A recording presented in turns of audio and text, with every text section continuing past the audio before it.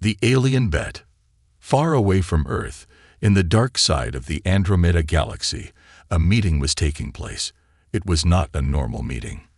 This was the Galactic Council, where the most powerful alien leaders came together. The room was round and glowing with blue lights. Some aliens had sharp wings, others had long arms, glowing eyes, or even floating brains inside glass. They were all focused on one topic: humans. Again with the humans, growled General Korvac, a large alien with red skin and metal teeth. Why do we keep talking about them? They are soft, weak, always emotional. One small alien with silver skin floated above the table. Her name was Shura. She spoke quietly, but her voice was sharp. They are not weak, she said. They are different, very different. A tall blue creature laughed. Different how? They cry too much. They fall in love too fast. And they mate like rabbits. The room filled with cold laughter. But Shura didn't smile. Instead, she tapped a small crystal on the table. A hologram came to life, showing the human male. He looked tired but calm. Strong eyes. His name, Captain Ray Carter. This is the one we tested, Shura said. He was part of Project Endurance. The laughter stopped. General Korvac narrowed his eyes. That project was shut down. You said the results were disturbing. Shura nodded. Yes, because this human did not break. Not once. Not during the physical tests. Not even during the mating trials.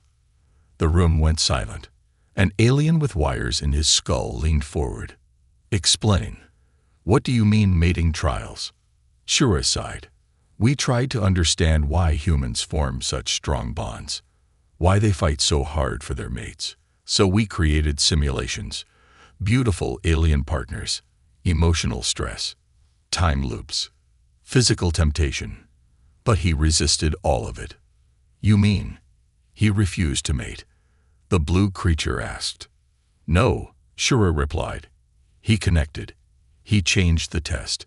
He made one of our agents fall in love with him. She left our side. She said she felt human. The silence grew heavy. Another alien, one with insect wings, clicked his claws. That's just one human. A fluke. Shura looked at him. Then why do we keep seeing it? On every planet where humans go, things change. They build relationships. They spread emotions. They inspire hope in broken species. And during mating, they do not stop. Not because of lust, but because of love.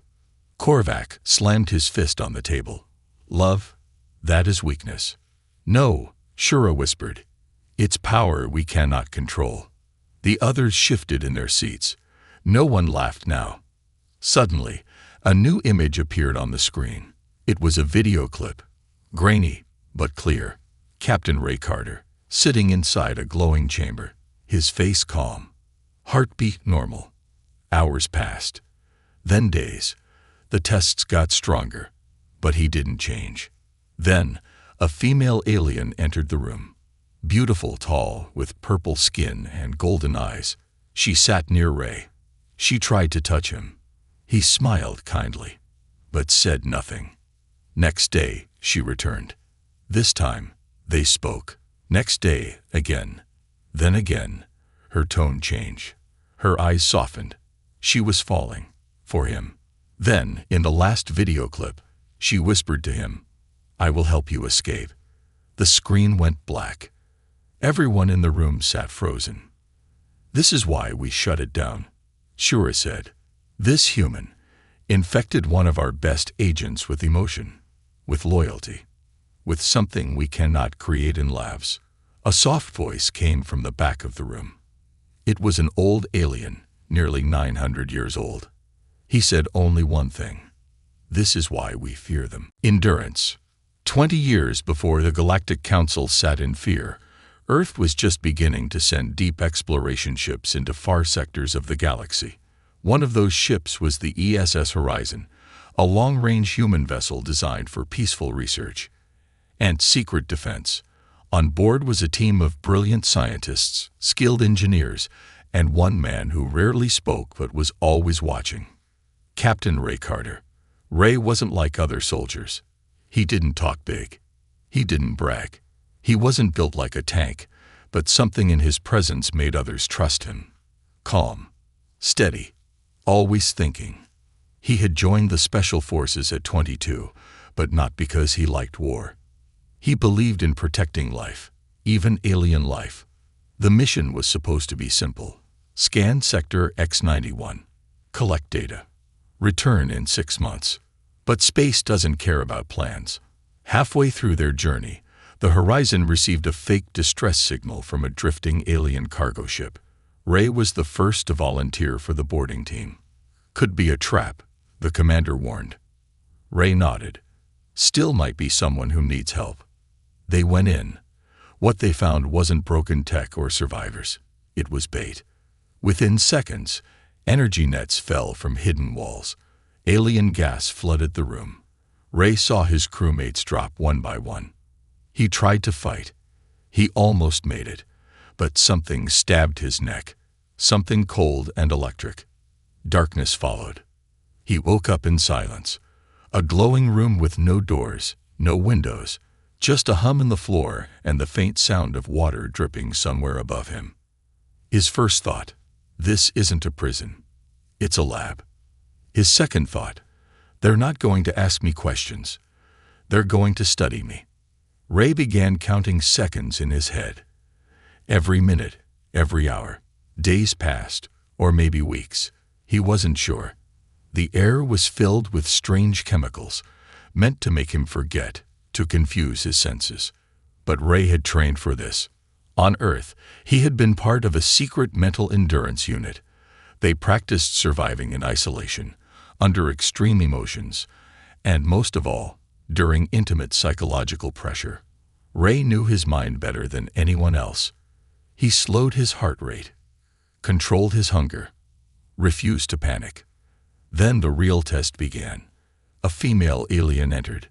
Tall, elegant, skin like liquid silver. Her voice was soft, musical. "Hello, Ray," she said in perfect English. "I am Selvera. I am here to study you." Ray didn't move, just nodded. She brought him food, sat with him, talked gently. Over time, she leaned in closer, touched his hand, shared stories about her world. Radorax, a place of light storms and violet skies. Ray listened, but he gave her little. Then she showed him the truth. They called it Project Endurance, a multi-species experiment to test the emotional, mental, and physical bonding power of different creatures. But none had survived longer than 3 days under full exposure. Some went mad. Others gave up. Most just broke. Ray was different. He asked questions. He responded without falling into the emotional traps. They tried to tempt him with desire, dreams, memories from Earth, even fake simulations of his past lovers. But every time, Ray stayed grounded. He began doing something unexpected. He empathized with them. He asked Vera about her own feelings, her family, her reasons for working in such a cold place. At first, she answered like a robot. Later, she hesitated, looked at the floor, spoke slower. One night, she whispered, "You confuse me, Ray." He smiled gently. "Why? You are the subject. You are the one in pain. But you ask if I'm okay." Ray shrugged. "That's what humans do. We care." The next phase was even darker. They trapped Ray inside a time simulation. He would live an entire relationship, fall in love, raise children, watch them grow, then lose it all. Again and again, over and over.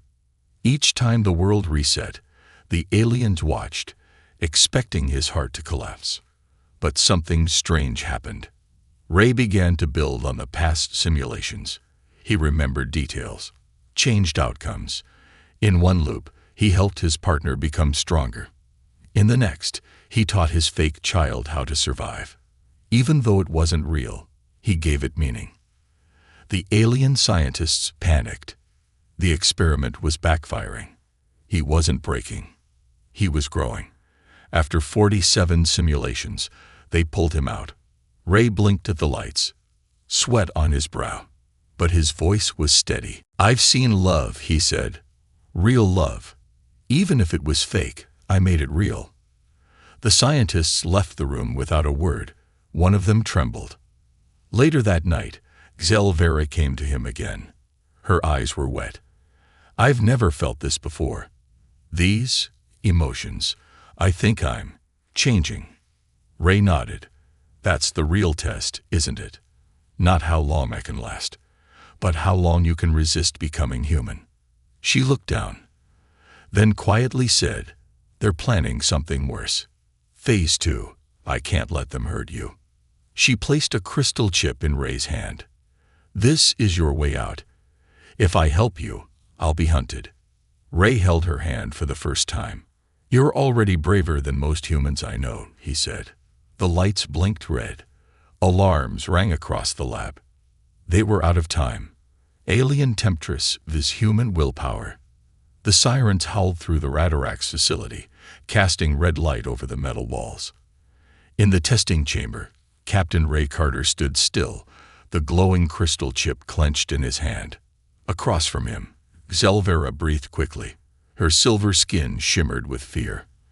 "They know I helped you," she said softly. "They're coming." Ray didn't panic. His voice was steady. "Then we need to move. Now." She led him through a hidden side passage. Small, dark, unused for years. They crept past storage units, empty cloning pods, and observation halls lined with memory screens still showing simulations of Ray's time inside.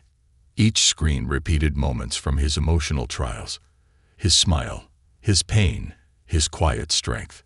They passed a room labeled Failed Subjects. Ray slowed. Inside, glass tubes held alien bodies. Motionless, eyes wide with fear, hearts stopped. The endurance tests had killed them. They had not lasted even 1/3 of what Ray had endured. Zelvera touched his arm. "We don't have time."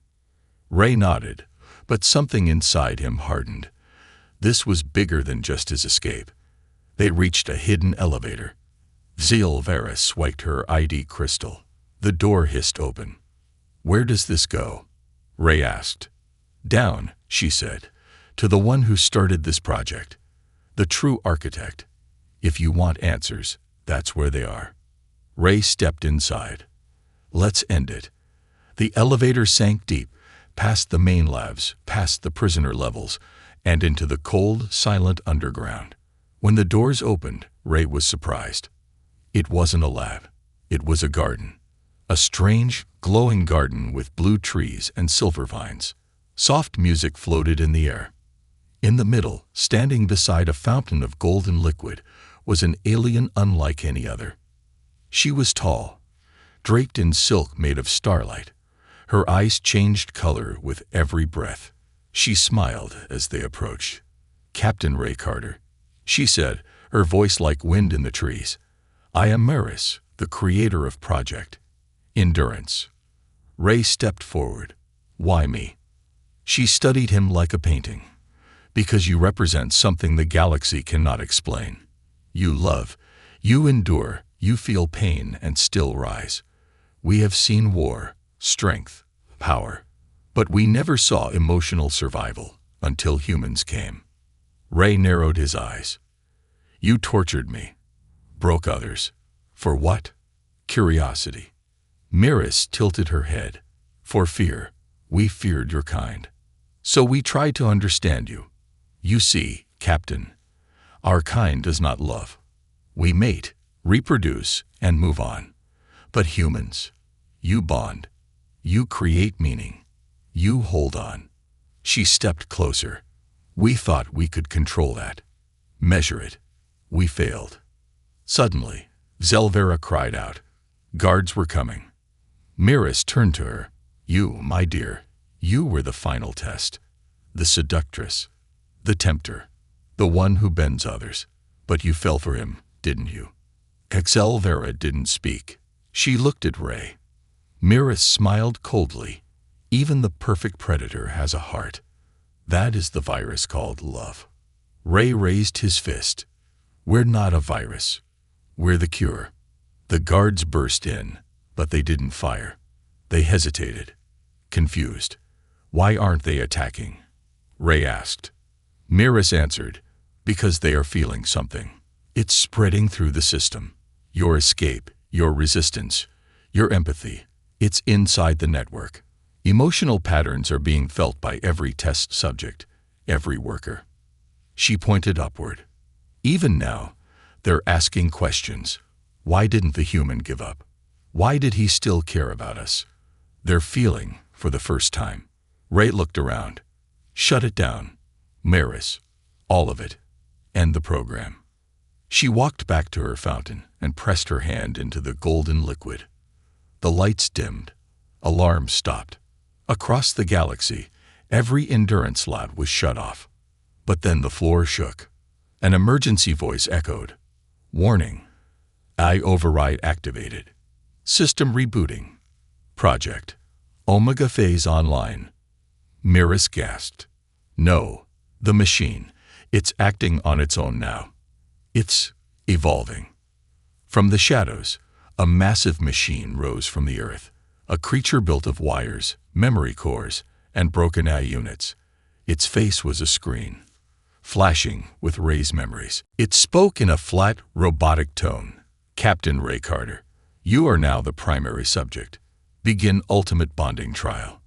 Ray stepped forward. I'm done playing. The machine unleashed waves of false memories, floods of emotional data, pain mixed with joy. Dreams turned to nightmares. Vera collapsed. But Ray stood tall. He focused, not on the pain, but on the truth. He remembered his mother's hug before his mission. The way his little brother called him hero. The first time he kissed someone he loved. Each memory, real and raw, became a shield. The machine tried to tear him apart, but the stronger the emotion, the stronger he became. I'm not afraid of feelings, Ray shouted. I am human, and that's your biggest problem. The machine cracked. Its systems overloaded. Sparks flew. Screens shattered. With one final step, Ray touched its core and whispered, end this. And it did. The machine powered down, silent forever. After it ended, Vera stood beside him, shaken. Change. You didn't just survive, she said. You transformed everything. Ray looked up at the stars above the garden ceiling. No, we did. She smiled softly.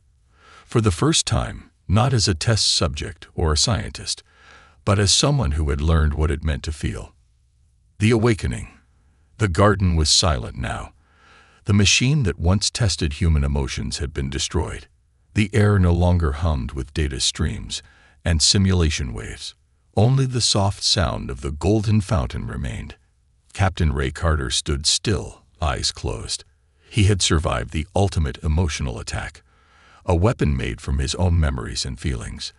But survival wasn't enough anymore. Something had changed inside him. In the darkness of pain, Ray had discovered a new kind of strength, not made of muscles or armor, but of memories, compassion, and loyalty. The power of a human heart. Beside him, Vera stared into the broken remains of the emotion machine. Her face was quiet, but her thoughts were loud. I was created to manipulate others, she said softly, to learn their weaknesses and use them. But you gave me strength, without force, without control, just by caring. Ray looked at her. That's what real love is. It doesn't take, it gives. They walked through the quiet halls of the underground lab. The red lights were off. No more guards, no more tests, just long, empty silence. Ray knew it wouldn't last. They'll come, he said, not just Radarak scientists. The Council, the enforcers, the ones who feared this program from the beginning. Vera nodded. Then we don't hide. We show them what you've done. Ray paused. I'm just one man. No, she said. You're the proof. They returned to the upper levels where other subjects, creatures from different species, were still in stasis. Some had been asleep for weeks. Others were barely alive. Ray entered one of the cryo chambers. Inside, a small alien child with glowing blue eyes floated in a glass tank. Its heartbeat was weak. They tested a child. Ray whispered in horror. Zelvera lowered her head. They said emotional bonds form early. They wanted to measure trauma. Ray's jaw clenched. Not anymore. He found the controls and shut the chamber down gently. Warm air filled the room as the small alien opened its eyes. It blinked, frightened. Ray smiled gently. You're safe now. Word spread quickly through the hidden facility. Subjects began waking up. One by one, aliens from different corners of the galaxy walked out of their rooms, confused, tired, scared. Some had been enemies. Some barely understood human language. But they all understood one thing. Someone had ended the torture. And that someone was a human. Ray stood before them, injured, exhausted, but strong. He told them what had happened. The tests, the lies, the machine, and the truth he discovered. Endurance is not just survival. It's the ability to feel everything and still move forward. A tall insectoid warrior stepped forward.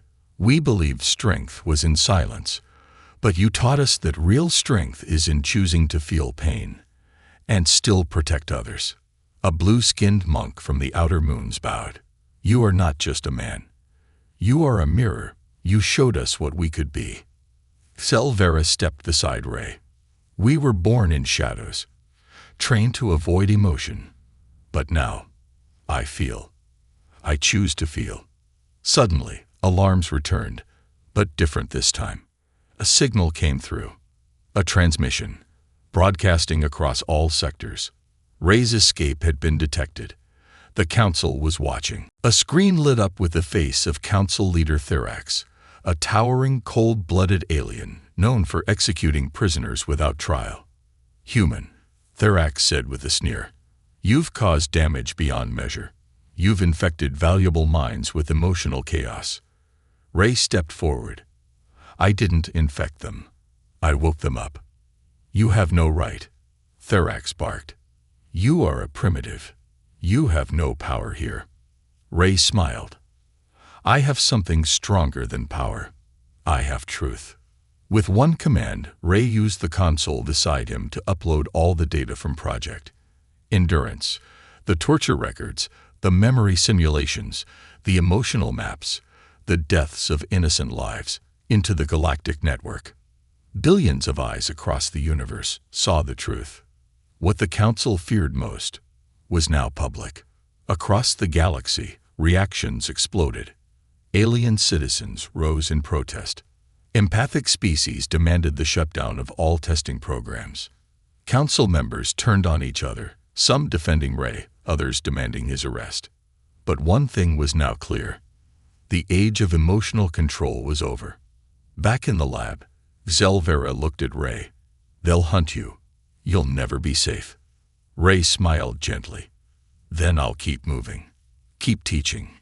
If even one person learns what love truly means, I've already won. Suddenly, a child's voice called out. Wait. The small alien child Ray had rescued stood near him. It walked slowly, then hugged his leg. I want to go with you, the child said. I want to feel like you do. Ray knelt down. You already do. That's the power inside you. The other aliens gathered around him, some crying, some just watching in awe. And for the first time in the history of Radarax, they all felt hope. Human heart, this alien tech. The underground lab was now a place of light.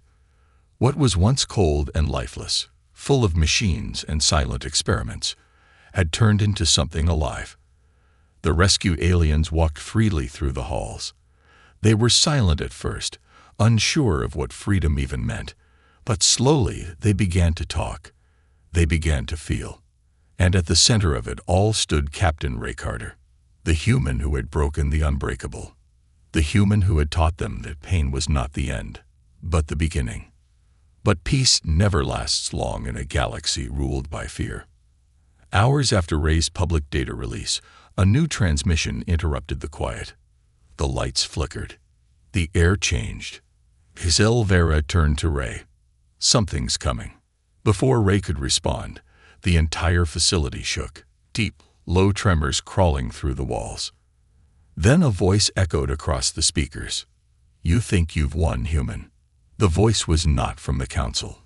It was colder, not natural. "You may have destroyed our primary testing program, but you forgot one thing.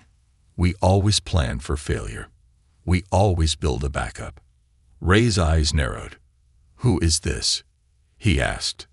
The voice replied, "I am what your kind fears. I am the mind that was never meant to feel. I am Project Omega." Deep beneath the garden, past the ruins of the destroyed emotion machine, something ancient was awakening. Not a lab, not a test, a weapon. It had no face, just a black sphere hovering in a giant chamber. Hundreds of wires snaked out from it, each one pulsing with light. The core of the sphere glowed a dull red. This was the true secret of Radarax.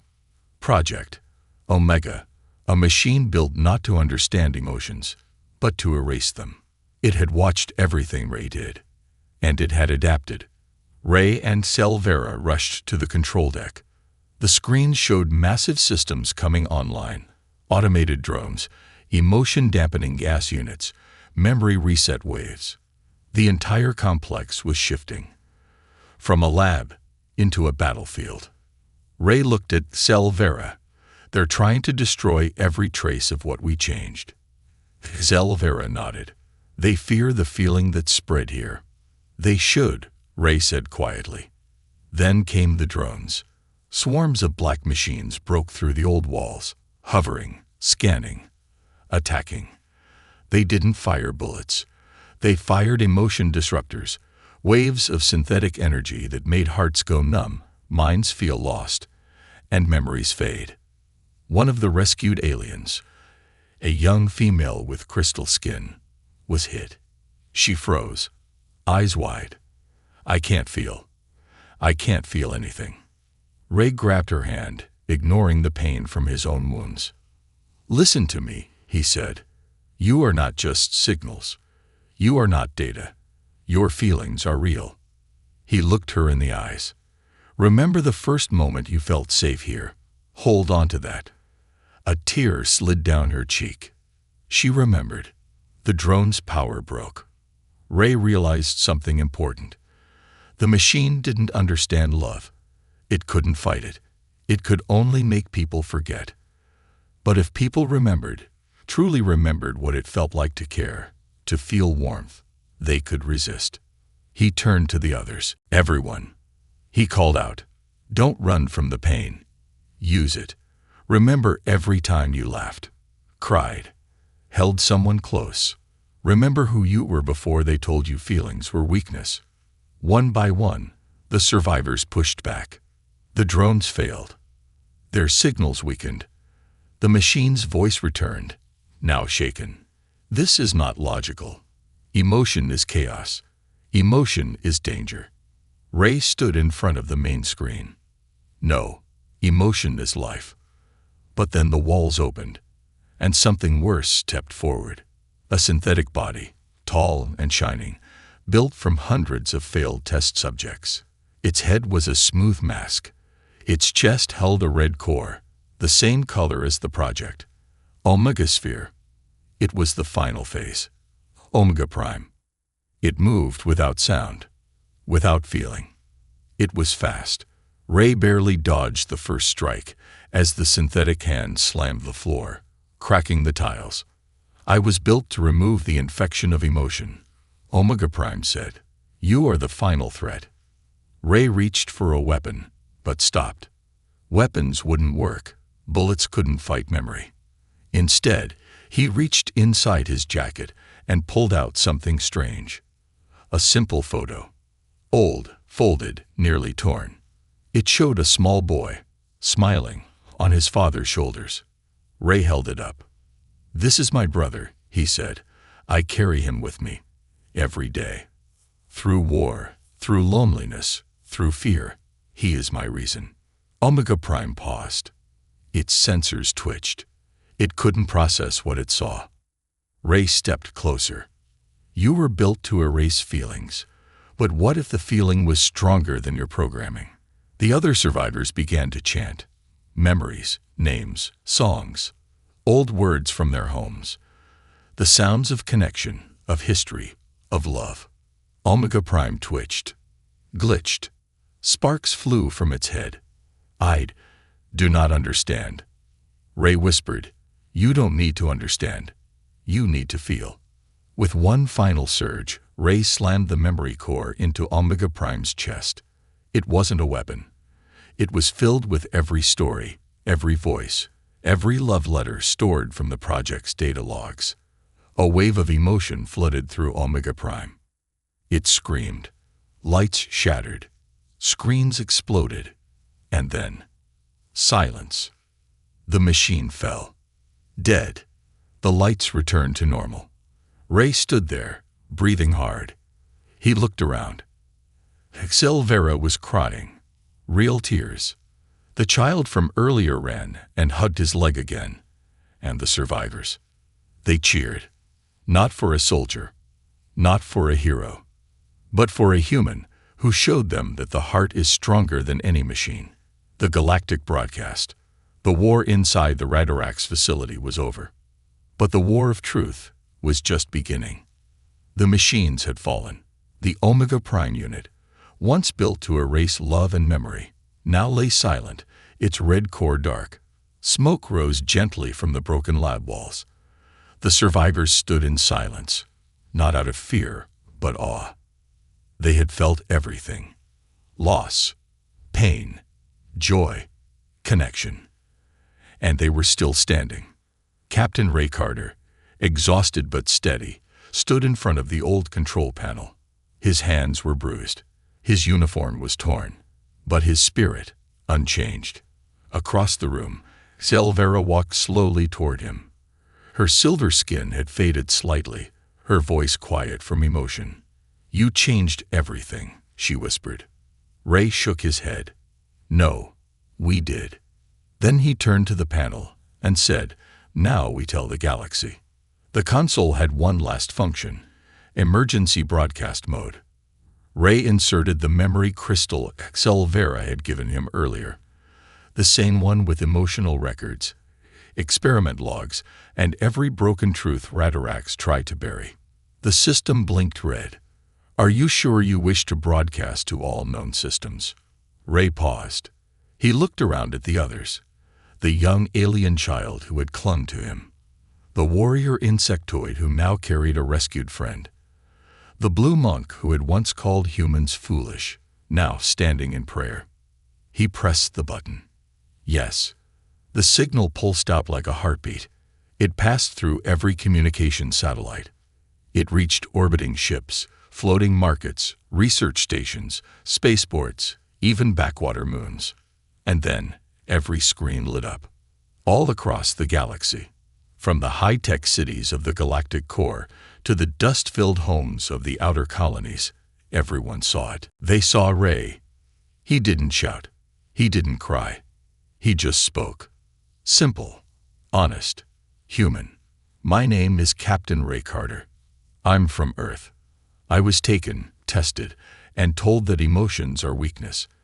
That love is dangerous. That bonds can be broken with pressure and time. But I survived. Not because I'm stronger than others, but because I felt everything. I remembered everyone I loved, every person who mattered, every connection that made life worth living. That's what helped me fight back. Not rage, not hate, but love. And you don't need to be human to feel that. You just have to stop being afraid of it." He showed the files, Radarax's crimes, the memory experiments, the emotional torture, the synthetic tests to erase feelings from entire species. People watched in horror, but also in hope. Because Ray had not just escaped. He had changed something. In the Galactic Council chambers, chaos exploded. Some species screamed for justice. Others defended the humans' bravery. And a few were silent, watching, listening. Then the impossible happened. A council vote. Endurance across all sectors. To ban emotional testing forever. To recognize emotional resilience as a protected life trait. The vote passed by one. Back at the Radarax facility, Ray sat beneath the glowing garden trees. Selvera sat beside him, her face peaceful. She turned to him. "Do you think they'll really change?" Ray looked at the stars. "Some will, some won't. But we planted something they can't unsee." She smiled. "A virus." Ray chuckled. "A feeling." Days passed. The survivors rebuilt parts of the broken base, but not as a lab. As a center for healing, for connection, for teaching. Ray helped alien children draw pictures with crayons. He taught ex-soldiers how to meditate. He even built a wall where people wrote names of loved ones they had lost, and those they have found again. He never told them what to believe. He just showed them what love looked like. Then one day, a small ship arrived. From Earth. Ray's old team walked out, stunned to find him alive. His younger brother ran up, hugged him tight. "I thought you were dead," he said. Ray smiled. "I was close, but something kept me going." His brother wiped his eyes. "What was it?" Ray looked around. At the aliens, the garden, the laughter, the sky. Then he said softly, "Everything worth living for." Why aliens are terrified of human mating endurance. Years later, the story of Captain Ray Carter became legend. Not as a warrior, not as a hero, but as a teacher of feeling. Many alien species began to form emotional partnerships. They studied human love. They embraced bonding. But one thing always remained, a quiet warning in council files. Do not test human endurance, especially in love, because the stronger they feel, the longer they fight. And far across the stars, under silver trees and open skies, Ray Carter lived. Not in fear, not in fame, but in love. Why aliens fear human love? 20 years later, the universe had changed. Radarax, once a name whispered in fear, was now known as the Sanctuary of Sentience, a place where broken beings came to heal, not through medicine, but through memory, connection, and emotion. Aliens who once lived in silence now wrote poetry. Species once bred for battle now practiced music, art, even affection.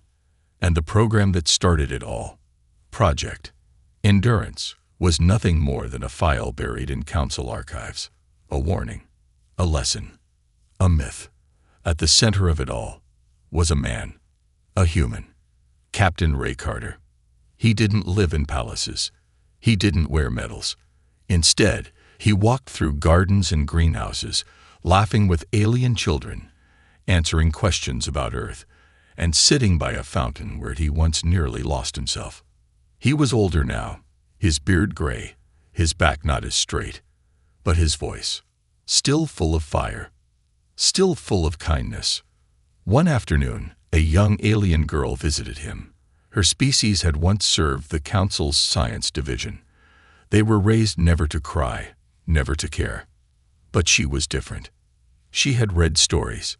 She had watched Ray's broadcast from years ago. And she had a question. "Why?" she asked.